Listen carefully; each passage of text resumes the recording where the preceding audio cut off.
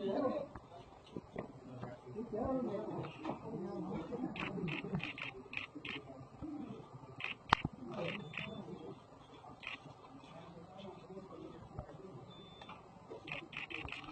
evening, everyone.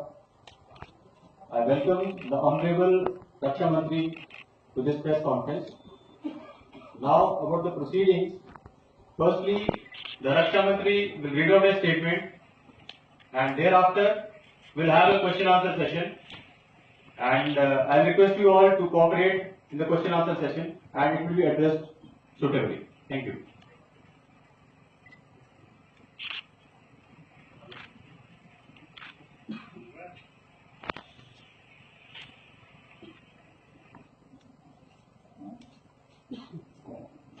You can hear me?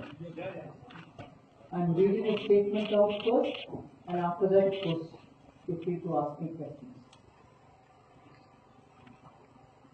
The counter-terrorist operations at Sunjwan, Jammu,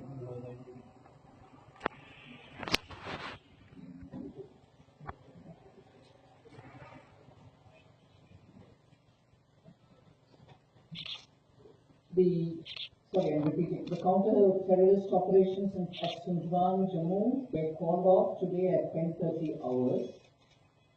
However, the sanitization operations are still on. The terrorists belonged to Jaish-e-Mohammed, Tanzim, sponsored by Azhar Masood, residing in Pakistan and deriving support from therein. The terrorists had chosen to attack a military station which housed both troops and families of the Indian Army. The cantonment is located on the outskirts of Jammu, approximately 30 kilometers from the international boundary, in a semi-urbanized environment with densely populated civilian localities. Adjacent to the cantonment's perimeter fence. The demography of the cantonment and adjoining area indicates the possibility of local support to the terrorists. An alert had been sounded on the likelihood of a terrorist attack around this period. Accordingly, quick reaction teams, the QRTs, were positioned in vulnerable areas. It was assessed that Pakistan-sponsored terrorists may target softer elements, hence a QRT was also positioned at the Sunjwan family accommodation. The intrusion of the terrorists inside the cantonment was promptly detected by the sentry and challenged by the nearest available QRT, leading to a brief exchange of fire. This immediate action compelled the terrorists to split into single individuals, thereby preventing a coordinated strike. The scattered terrorists then rushed towards their pre-designated target of the family quarters and occupied some of the accommodation blocks. They were then isolated. Since the terrorists were dressed in battle fatigues and had similar appearance to their possible target victims, the operation had to be done deliberately to eliminate the possibility of any mistaken identity of collateral damage. The operations entailed a deliberate search of 26 blocks and safe evacuation of families from 189 flats, which was time-consuming and a challenging task. This was successfully achieved with no fatal casualties to our troops conducting the counter-terrorist operations. 6 fatal casualties, however, including a civilian, were caused by the terrorists due to their firing on unarmed service personnel and their dependents during the initial seizing of the residential quarters in an attempt to gain forceful entry into the family quarters. Three terrorists have been eliminated, and although there was information of 4 terrorists in the area, it is likely that the 4th terrorist was a guide and may not have entered the premises.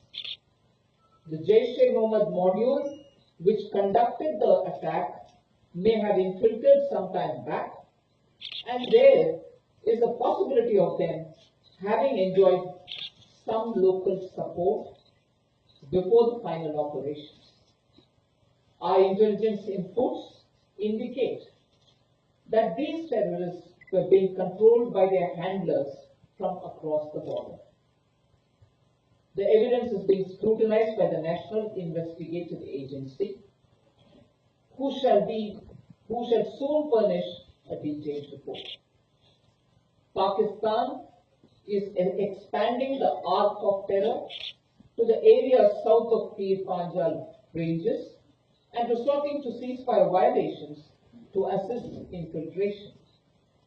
These are being responded appropriately. Infiltration across the line of control has ebbed to a great extent by the Anti-Infiltration Obstacle System, the AIOS, and a dynamic multi-layered counter-infiltration grid. The activities of the terrorists in the hinterland are being severely curtailed due to the relentless efforts of the security forces.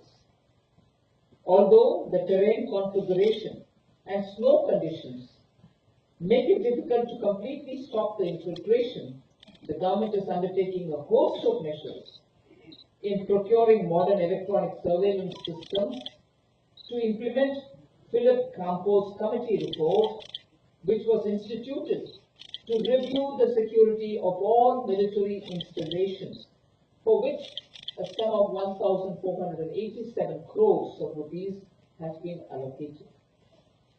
With a view to enhance alertness along the border, additional sensors, UAVs, and long-range surveillance devices have already been deployed to cover the entire frontage of the line of control.